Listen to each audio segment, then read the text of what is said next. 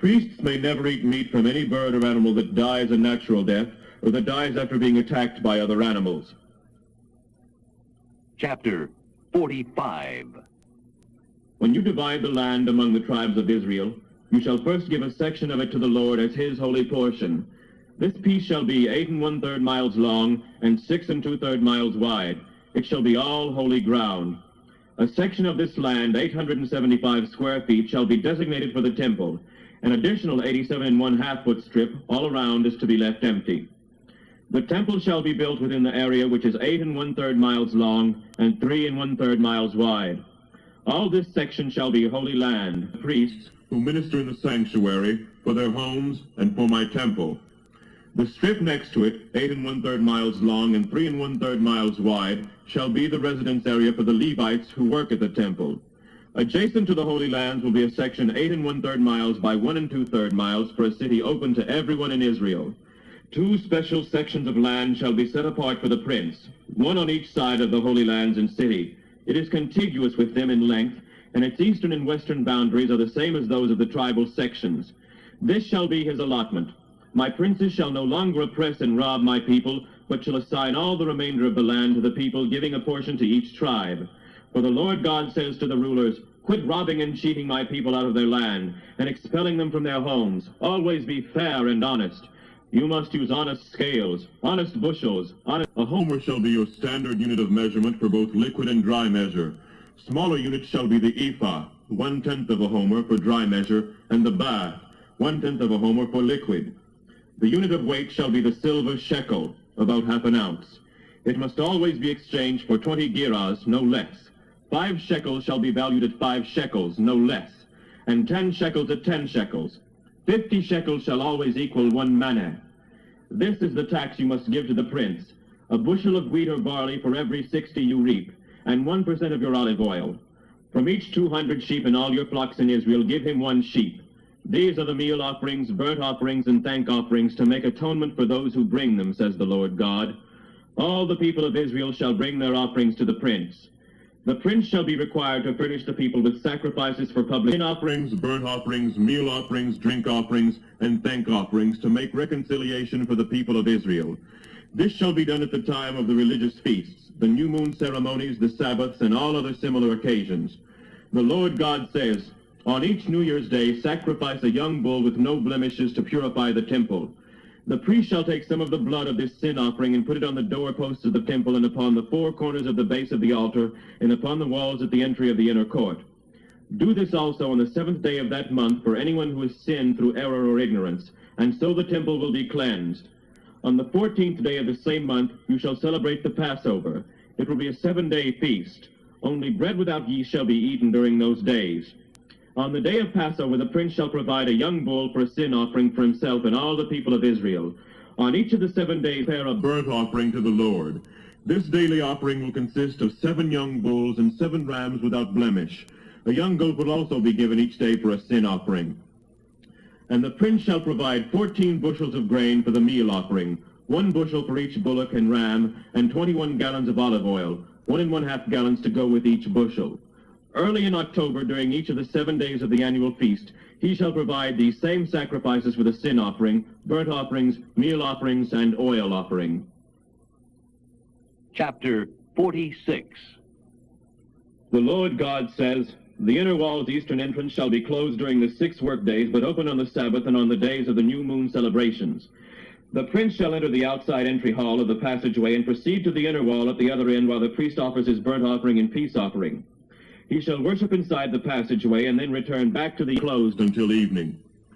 The people shall worship the Lord in front of this passageway on the Sabbaths and on the days of the new moon celebrations. The burnt offering which the prince sacrifices to the Lord on the Sabbath day shall be 6 lambs and a ram, all unblemished. He shall present a meal offering of 1 bushel of flour to go with the ram, and whatever amount he is willing for to go with each lamb. And he shall bring 1 1/2 gallons of olive oil for each bushel of flour. At the new moon celebration he shall bring 1 young bull in perfect condition, 6 lambs and 1 ram, all without any blemish. With the young bull he must bring a bushel of flour for a meal offering. With the ram he is to bring 1 bushel of flour. With the lamb he is to bring whatever he is willing to give. With each bushel he is to bring 1 1/2 gallons of olive oil. The prince shall go in at the entry hall of the passageway and out the same way. But when the people come in through the north passageway to sacrifice during the religious, Go out through the south passageway. Those coming in from the south must go out by the north.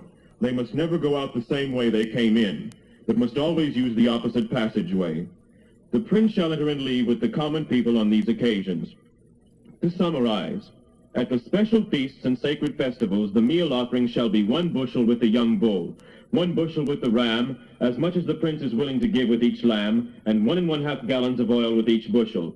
Whenever the prince offers an extra burnt offering or peace offering to be sacrificed to the Lord, the inner eastern gate shall be opened up for him to enter, and he shall offer his sacrifices just as on the Sabbath.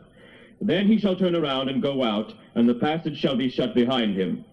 Each morning a yearling lamb must be sacrificed as a burnt offering to the Lord, and there must be a meal offering each morning, 1/6 bushel of flour with 1/2 gallon of oil with which to mix permanent Ordinance.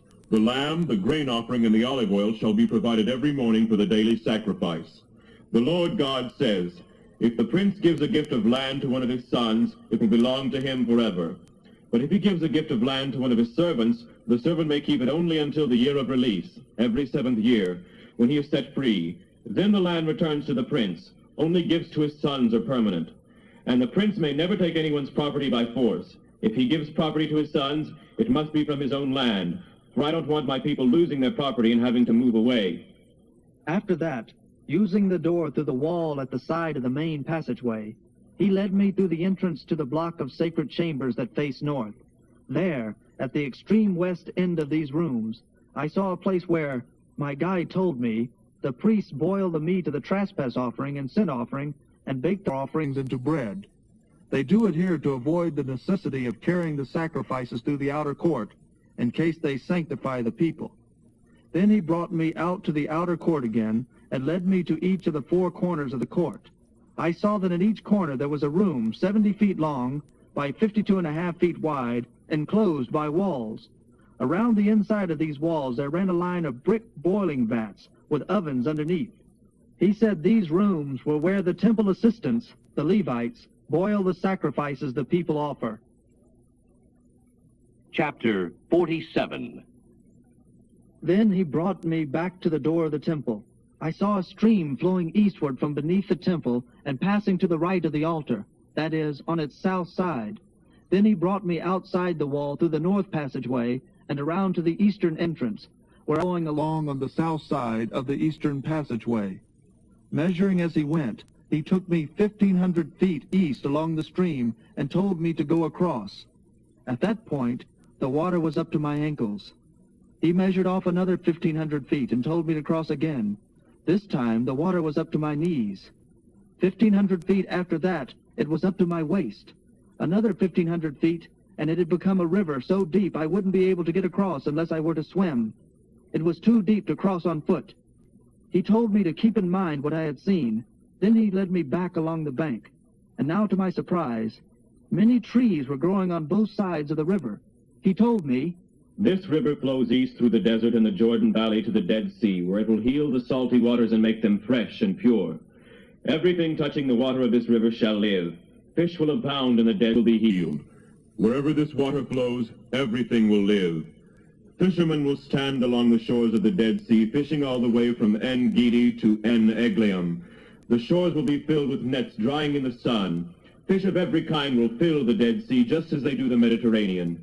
But the marshes and swamps will not be healed. They will still be salty. All kinds of fruit trees will grow along the river banks. The leaves will never turn brown and fall, and there will always be fruit. There will be a new crop every month, without fail, for they are watered by the river flowing from the temple. The fruit will be for food and the leaves for medicine. The Lord God says, Here are the instructions for dividing the land to the 12 tribes of Israel. The tribe of Joseph, Ephraim, and Manasseh shall be given 2 sections. Otherwise, each tribe will have an equal share. I promise with hand raised an oath of truth to give the land to your fathers, and you shall inherit. The northern boundary will run from the Mediterranean toward Hethlon, then on through Labweh to Zedad. Then to Berotha and Sibrium, which are on the border between Damascus and Hamath, and finally to Hazer Hatticon on the border of Haran. So the northern border will be from the Mediterranean to Hazer Enon on the border with Hamath to the north and Damascus to the south. The eastern border will run south from Hazer-Enon to Mount Haran, where it will bend westward to the Jordan at the southern tip of the Sea of Galilee, and down along the Jordan River separating Israel from Gilead, past the Dead Sea to Tamar. The southern border will go west from Tamar to the springs at Meribah Kadesh, and then follow the course of the brook of Egypt, Wadi el-Arish, to the Mediterranean. On the west side, the Mediterranean itself will be your boundary, from the southern boundary to the point where the northern boundary begins. Divide the land within these boundaries among the tribes of Israel, and as an Inheritance for yourself and for the foreigners who live among you with their families. All children born in the land, whether or not their parents are foreigners, are to be considered citizens and have the same rights as your own children have. All these immigrants are to be given land according to the tribe where they now live. Chapter 48. Here is the list of the tribes and the territory each is to get. For Dan, from the northwest boundary at the Mediterranean across to Hethlon, then to Labweh, and then on to Hazar-Enon on the border between Damascus to the south and Hamath to the north. Those are the eastern and western limits of the land. Asher's territory lies south of Dan's and has the same east and west boundaries. Naphtali's land lies south of Asher's with the same boundary lines on the east and the west. Then comes Manasseh south of Naphtali with the same eastern and western boundary lines. South is Ephraim, and then Reuben, and then Judah, all with the same boundaries on the east and the west. South of Judah is the land set aside for the temple. It has the same eastern and western boundaries as the tribal units, with the temple in the center. This temple area will be 8 1/3 miles long and 6 2/3 miles wide. A strip of land measuring 8 1/3 miles long by 3 1/3 miles wide north to south surrounds the temple. It is for the priests, that is, the sons of Zadok, who obeyed me and didn't go into sin when the people of Israel and the rest of their tribe of Levi did. It is their special portion when the land is distributed, the most sacred land of all. Next to it lies the area where the other Levites will live. It will be of the same size and shape as the first. Together they measure 8 1/3 miles by 6 2/3 miles. None of this special land shall ever be sold or traded or used by others. Belongs to the Lord. It is holy. The strip of land 8 1/3 miles long by 1 2/3 miles wide south of the temple section is for public use. Homes, pasture, and parks, with a city in the center. The city itself is to be 1 1/2 miles square. Open land for pastures shall surround the city for approximately 1/10 of a mile. Outside the city, stretching east and west for 3 miles alongside the holy grounds, is garden area belonging to the city for public use. It is open to anyone working in the city, no matter where he comes from in Israel. The entire area, including sacred lands and city lands, is 8 1/3 miles square. The land on both sides of this area, extending clear out to the eastern and western boundaries of Israel, shall belong to the prince. This land, lying between the sections allotted to Judah and Benjamin, is 8 1/3 miles square on each side of the sacred and city lands. The sections given to the remaining tribes are as follows. Section Extends across the entire country of Israel from its eastern border clear across to the western border. South of Benjamin's area lies that of Simeon, also extending out to these same eastern and western borders. Next is Issachar with the same boundaries. Then comes Zebulun, also extending all the way across. Then Gad with the same borders on east and west, while its south border runs from Tamar to the spring at Meribah Kadesh, and then follows the brook of Egypt, Wadi al-Arish, to the Mediterranean. These are the allotments to be made to each tribe, says the Lord God. Each city gate will be named in honor of one of the tribes of Israel. On the north side, with its 1 1/2 mile wall, there will be 3 gates, one named for Reuben, one for Judah, and one for Levi. On the east side, with its 1 1/2 mile wall, the gates will be named for Joseph, Benjamin, and Dan. The south wall, also the same length, will have the gates of Simeon, Issachar, and Zebulun. On the west side, they will be named for Gad, Asher, and Naphtali. The entire circumference of the city is 6 miles, and the name of the city will be the City of God.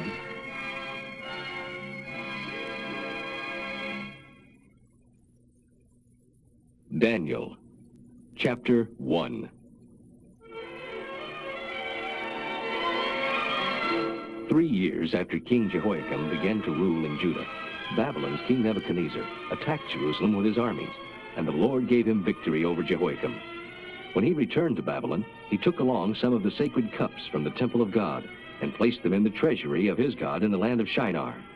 Then he ordered Aspenaz, who was in charge of his palace personnel, to select some of the Jewish youths brought back as captives, young men and nobility of Judah, and to teach them the Chaldean language and literature. Pick strong, healthy, good-looking lads, those who have read widely in many fields, are well-informed, alert, and sensible, and have enough poise to look good around the palace. The king assigned them the best of food and wine from his own kitchen during their 3-year training period, planning to make them his counselors when they graduated. Daniel, Hananiah, Mishael, and Azariah were 4 of the young men chosen, all from the tribe of Judah. However, their superintendent gave them Babylonian names, as follows. Daniel was called Belteshazzar.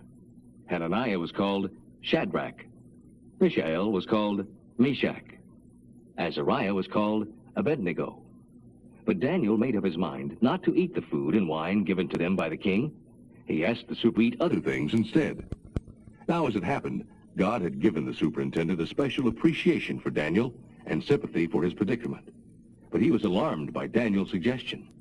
I'm afraid you will become pale and thin compared with the other youths your age, and then the king will behead me for neglecting my responsibilities. Daniel talked it over with the steward who was appointed by the superintendent to look after Daniel, Hananiah, Mishael, and Azariah, and suggested a 10-day diet of only vegetables and water. Then, at the end of this trial period, the steward could see how they looked in comparison with the other fellows who ate the king's rich food, and decide whether or not to let them continue their diet. The steward finally agreed to the test. Well, at the end of 10 days, Daniel and his 3 friends looked healthier and better nourished than the youths who had been eating the food supplied by the king. The steward fed them only vegetables and water, without the rich foods and wines. God gave these 4 youths great ability to learn, and they soon mastered all the literature and science of the time. And God gave to Daniel special ability in understanding the meaning of dreams and visions. When the 3-year training period was completed, the superintendent brought all the young men to the king for oral exams, as he had been ordered to do. King Nebuchadnezzar had long talks with each of them, and none of them impressed him as much as Daniel, Hananiah, Mishael, and Azariah. So they were put on his regular staff of advisors.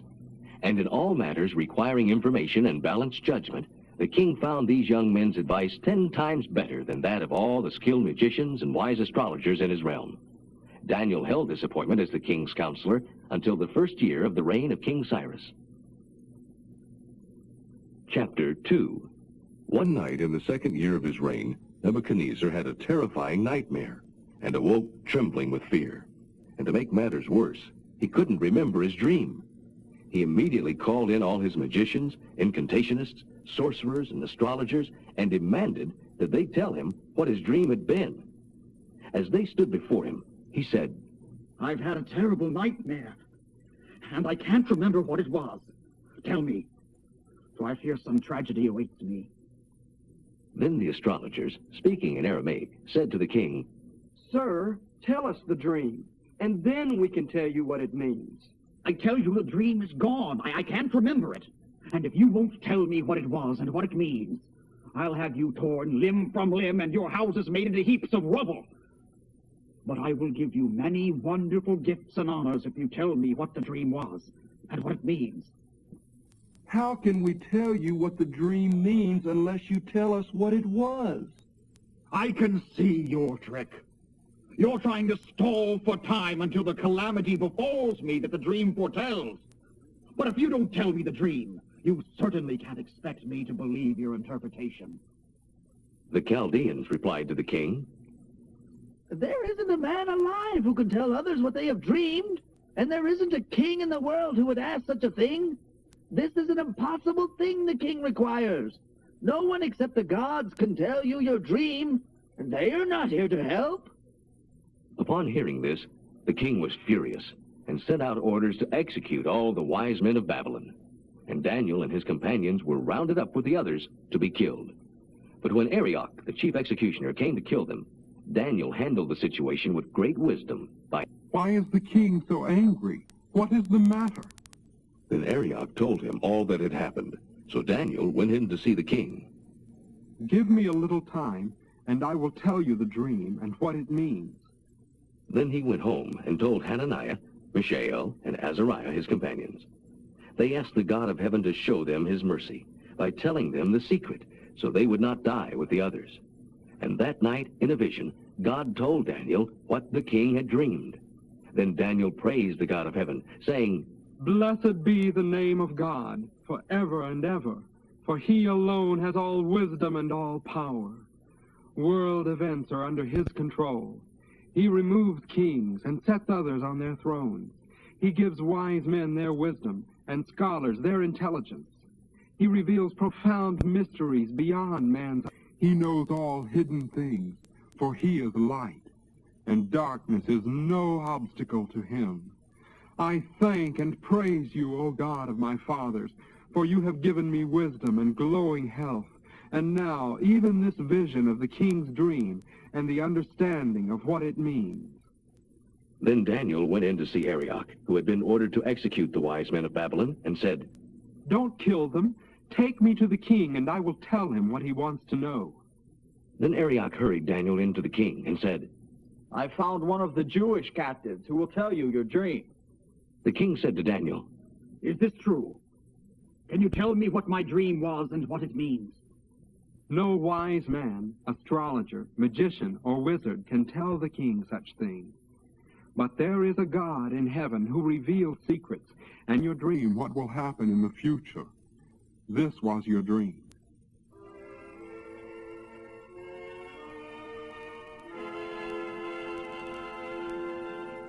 You dreamed of coming events. He who reveals secrets was speaking to you. But remember, it's not because I am wiser than any living person that I know this secret of your dream, for God showed it to me for your benefit. O king, you saw a huge and powerful statue of a man, shining brilliantly, frightening and terrible. The head of the statue was made of purest gold. Its chest and arms were of silver, its belly and thighs of brass, its legs of iron, its feet part iron and part clay. But as you watched, a rock was cut from the mountainside by supernatural means. It came hurtling toward the statue and iron and clay, Smashing them to bits. Then the whole statue collapsed into a heap of iron, clay, brass, silver, and gold. Its pieces were crushed as small as chaff, and the wind blew them all away. But the rock that knocked the statue down became a great mountain that covered the whole earth. That was the dream. Now for its meaning. Your Majesty, you are a king over many kings, for the God of heaven has given you your kingdom, power, strength, and glory. You rule the farthest provinces, and even animals and birds are under your control, as God decreed. You are that head of gold. But after your kingdom has come to an end, another world power will arise to take your place. This empire will be inferior to yours. And after that kingdom has fallen, yet more, Represented by the bronze belly of the statue, will rise to rule the world. Following it, the fourth kingdom will be strong as iron, smashing, bruising, and conquering. The feet and toes you saw, part iron and part clay, show that later on, this kingdom will be divided. Some parts of it will be as strong as iron, and some as weak as clay. This mixture of iron with clay also shows that these kingdoms will try to strengthen themselves by forming alliances with each other through intermarriage of their rulers. But this will not succeed, for iron and clay don't mix. During the reigns of those kings, the God of heaven will set up a kingdom that will never be destroyed. No one will ever conquer it. It will shatter all these kingdoms into nothingness, but it shall stand forever, indestructible. That is the meaning of the rock cut from the mountain without human hands. The rock that crushed to powder all the iron and brass, the clay, the silver, and the gold. Thus the great God has shown what will happen in the future, and this interpretation of your dream is as sure and certain as my description of it. Then Nebuchadnezzar fell to the ground before Daniel and worshipped him, and commanded his people to offer sacrifices and burn sweet incense before him. Truly, O Daniel, your God is the God of gods, ruler of kings, the revealer of mysteries, because he has told you this secret. Then the king made Daniel very great. He gave him many costly gifts, and appointed him to be ruler over the whole province of Babylon, as well as chief over all his wise men.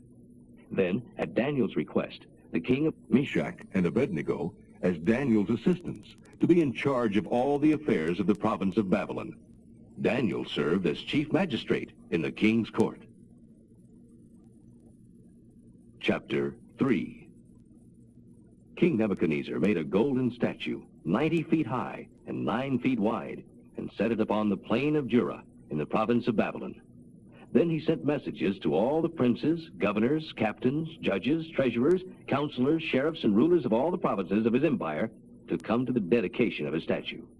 When they had all arrived and were standing before the monument, a herald shouted out, "O people of all nations and languages, this is the king's command.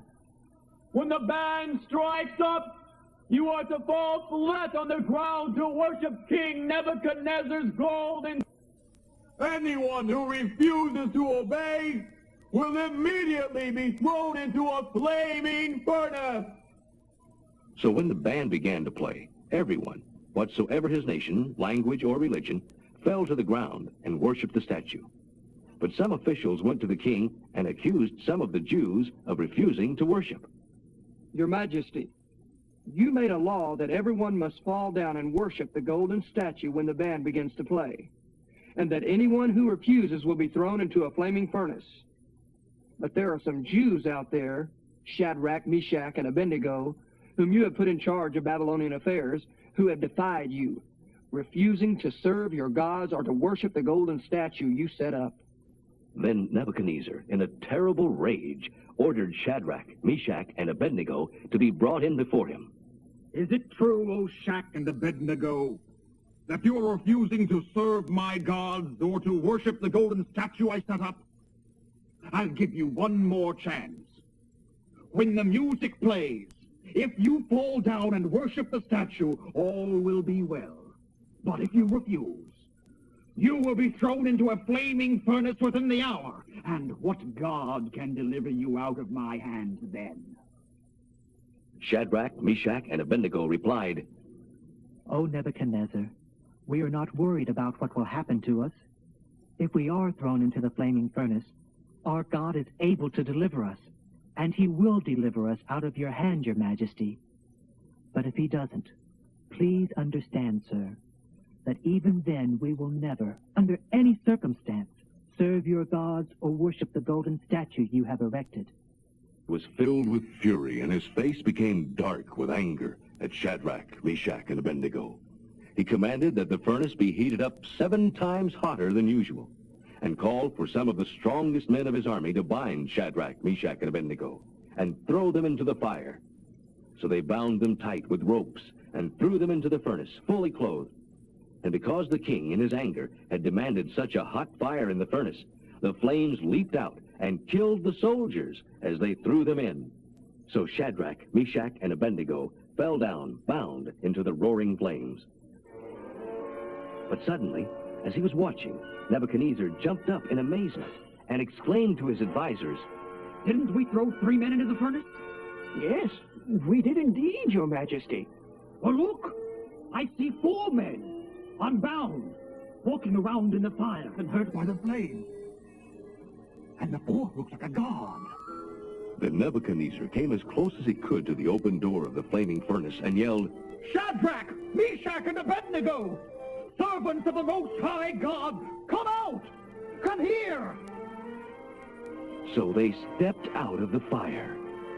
Then the princes, governors, captains, and counselors crowded around them and saw that the fire hadn't touched them. Not a hair of their heads was singed. Their coats were unscorched, and they didn't even smell of smoke. Then Nebuchadnezzar said, Blessed be the God of Shadrach, Meshach, and Abednego, for he sent his angel to deliver his trusting servants when they defied the king's commandment, and were willing to die rather than serve or worship any god except their own. Therefore, I make this decree, that any person of any nation, language, or religion who speaks the word against the God of Shadrach, Meshach, and Abednego shall be torn limb from limb, and his house knocked into a heap of rubble. For no other god can do what this one does. Then the king gave promotions to Shadrach, Meshach, and Abednego, so that they prospered greatly there in the province of Babylon. Chapter 4. This is the proclamation of Nebuchadnezzar, the king, which he sent to people of every language and every nation of the world. Greetings. I want you all to know about the strange thing that the Most High God did to me. It was incredible, a mighty miracle. And now that his kingdom is everlasting. He reigns forever and ever. I, Nebuchadnezzar, was living in peace and prosperity, when one night I had a dream that greatly frightened me. I called in all the wise men of Babylon to tell me the meaning of my dream. But when they came, the magicians, astrologers, fortune-tellers, and wizards, and I told them the dream, they couldn't interpret it. At last Daniel came in, the man I named Belteshazzar after my God, the man in whom is the spirit of the holy gods, and I told him the dream. "Oh, Belteshazzar, master magician," I said, "I know that the spirit of the holy gods is in you, and no mystery is too great for you to solve. Tell me what my dream means." I saw a very tall field, growing higher and higher into the sky, and until it could be seen by everyone in all the world. Its leaves were fresh and green, and its branches were weighted down with fruit, enough for everyone to eat. Wild animals rested beneath its shade, and birds sheltered in its branches, and all the world was fed from it. Then, as I lay there dreaming, I saw one of God's angels coming down from heaven. He shouted, "Cut down the tree, lop off its branches, shake off its leaves, and scatter its fruit. Get the animals out from under it, and the birds from its branches. But leave its stump and roots in the ground, banded with a chain of iron and brass, surrounded by the tender grass. Let the dews of heaven drench us with the wild animals. For 7 years let him have the mind of an animal instead of a man. For this has been decreed by the watchers, demanded by the holy ones. The purpose of this decree is that all the world may understand that the Most High dominates the kingdoms of the world, and gives them to anyone he wants to, even the lowliest of men." "Oh, Belteshazzar, that was my dream. Now tell me what it means. For no one else can help me. All the wisest men of my kingdom have failed me. But you can tell me, for the spirit of the holy gods is in you." Then Daniel sat there, stunned and silent, for an hour, aghast at the meaning of the dream. Finally, the king said to him, "Belteshazzar, don't be afraid to tell me what it means." Oh, that the events foreshadowed in would happen to your enemies, my lord, and not to you. For the tree you saw growing so tall, reaching high into the heavens for all the world to see, with its fresh green leaves, loaded with fruit for all to eat, the wild animals living in its shade, with its branches full of birds. That tree, your majesty, is you. For you have grown strong and great. Your greatness reaches up to heaven, and your rule to the ends of the earth. Then you saw God's angel coming down from heaven and saying, "Cut down the tree and destroy it, but leave the stump and the roots in the earth surrounded by tender grass, banded with a chain of iron and brass. Let him be wet with the dew of heaven. For 7 years let him eat grass with the animals of the field." Your majesty, the Most High God, and it will surely happen that your people will chase you from your palace, and you will live in the fields like an animal, eating grass like a cow, your back wet with dew from heaven. For 7 years this will be your life, until you learn that the Most High God dominates the kingdoms of men and gives power to anyone he chooses. But the stump and the roots were left in the ground. This means that you will get your kingdom back again when you have learned that heaven rules. O King Nebuchadnezzar, listen to me. Stop sinning. Do what you know is right. Be merciful to the poor. Perhaps even yet, God will spare you. But all these things happened to Nebuchadnezzar. 12 months after this dream, he was strolling on the roof of the royal palace in Babylon. I, by my own mighty power, have built this beautiful city as my royal residence and as the capital of my empire. While he was still speaking these words, a voice called down from heaven. O King Nebuchadnezzar, this message is for you. You are no longer ruler of this kingdom. You will be forced out of the palace to live with the animals in the field, and to eat grass like the cows for 7 years until you finally realize that God parcels out the kingdoms of men and gives them to anyone he chooses. That very same hour, this prophecy was fulfilled. Nebuchadnezzar was chased from his palace and ate grass like the cows, and his body was wet with dew. His hair grew as long as eagle's feathers, and his nails were like bird's claws. At the end of 7 years, I, Nebuchadnezzar, and my sanity returned. And I praised and worshipped the Most High God, and honored him who lives forever, whose rule is everlasting, his kingdom evermore. All the people of the earth are nothing when compared to him. He does whatever he thinks best among the hosts of heaven, as well as here among the inhabitants of earth. No one can stop him or challenge him, saying, "What do you mean by doing these things?" When my mind returned to me, so did my honor and glory and kingdom. My counselors and officers came back to me, and I was reestablished as head of my kingdom, with even greater honor than before. Now I, Nebuchadnezzar, praise and glorify and honor the King of heaven, the judge of all, whose every act is right and good. For he is able to talk proudly and push them into the dust. Chapter 5. Belshazzar, the king, invited 1,000 of his officers to a great feast where the wine flowed freely. While Belshazzar was drinking, he was reminded of the gold and silver cups taken long before from the temple in Jerusalem during Nebuchadnezzar's reign and brought to Babylon. Belshazzar ordered that these sacred cups be brought into the feast, and when they arrived, he and his princes, wives, and concubines drank toasts from them to their idols made of gold and silver, brass and iron, wood and stone. Suddenly, as they were drinking from these cups, they saw the fingers of a man's hand writing on the plaster of the wall opposite the lampstand. The king himself saw the fingers as they wrote. His face blanched with fear, and such terror gripped him that his knees knocked together and lay beneath him. Bring the magicians and astrologers! Bring the Chaldeans!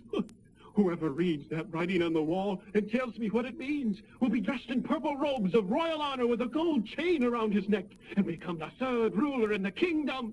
But when they came, none of them could understand the writing or tell him what it meant. The king grew more and more hysterical. His face reflected the terror he felt, and his officers too were shaken. But when the queen mother heard what was happening, she rushed to the banquet hall and said to Belshazzar, "Calm yourself, your majesty. Don't be so pale and frightened over this, for there is a man in your kingdom who has within him the spirit of the holy gods. In the days of your father, this man was found to be as full of wisdom and understanding as though he were himself a god. And in the reign of King Nebuchadnezzar, he was made chief of all the magicians, astrologers, Chaldeans, and soothsayers of Babylon. For this man, Daniel, or Belteshazzar, as the king called him, for his mind is filled with divine knowledge and understanding. He can interpret dreams, explain riddles, and solve knotty problems. He will tell you what the writing means." So Daniel was rushed in to see the king. The king asked him, Are you Daniel that King Nebuchadnezzar brought from Israel as a Jewish captive? I have heard that you have the spirit of the gods within you, and that you are filled with enlightenment and wisdom. My wise men and astrologers have tried to read that writing on the wall and tell me what it means, but they can't. I am told that you can solve all kinds of mysteries. If you can tell me the meaning of those words, I will clothe you in purple robes with a golden chain around your neck and make you the third ruler in the kingdom. Keep your gifts, or give them to someone else. But I will tell you what... Your Majesty, the Most High God gave Nebuchadnezzar, who long ago preceded you, a kingdom and majesty and glory and honor. He gave him such majesty that all the nations of the world trembled before him in fear. He killed any who offended him, and spared any he liked. At his whim they rose or fell. But when his heart and mind were hardened in pride, God removed him from his royal throne and took away his glory. And he was chased out of his palace into the field. His thoughts and feelings became those of an animal, and he lived among the wild donkeys. He ate grass like the cows, and his body was wet with the dew of heaven, until at last he knew that the Most High overrules the kingdoms of men, and that he appoints anyone he desires. And you, his successor, O Belshazzar, you knew all this, yet you have not been humble. For you have defied the Lord of heaven, and brought here these cups from his temple. And you and your officers and wives and concubines have been drinking wine from them, while praising gods of silver, gold, brass, iron, wood, and stone, gods that neither see nor hear, nor know anything at all. But you have not praised the God who gives you the breath of life and controls your destiny. And so God sent these fingers to write this message: Mene, Mene, Tekel, Parson. This is what it means. Mene. God has numbered the days of your reign, and they are ended. Tekel means weighed. You have been weighed in God's balances and have failed the test. Parsoned means divided. Your kingdom will be divided and given to the Medes and Persians. Then at Belshazzar's command, Daniel was robed in purple, and a golden chain was hung around his neck, and he was proclaimed third ruler in the kingdom. That very night, Belshazzar, the Chaldean king, was killed, and Darius the Mede entered the city and began reigning at the age of 62. Chapter 6. Darius divided the kingdom into 120 provinces, each under a governor. The governors were accountable. Daniel was one of them, so that the king could administer the kingdom efficiently. Daniel soon proved himself more capable than all the other presidents and governors, for he had great ability, and the king began to think of placing him over the entire empire as his administrative officer. This made the other presidents and governors very jealous, and they began searching for some fault in the way Daniel was handling his affairs, so that they could complain to the king about him. But they couldn't find anything to criticize. He was faithful and honest and made no mistakes. So they concluded, our only chance is his religion. They decided to go to the king and say, King Darius, live forever. We presidents, governors, counselors, and deputies have unanimously decided that you should make a law, irrevocable under any circumstance, that for the is Anyone who asks the favor of God or man, except from you, your majesty, shall be thrown to the lions. Your majesty, we request your signature on this law. Sign it so that it cannot be canceled or changed. It will be a law of the Medes and Persians that cannot be revoked. So King Darius signed the law. But though Daniel knew about it, he went home and knelt down as usual in his upstairs bedroom with its windows open toward Jerusalem and prayed 3 times a day, just as he always had, giving thanks to his God.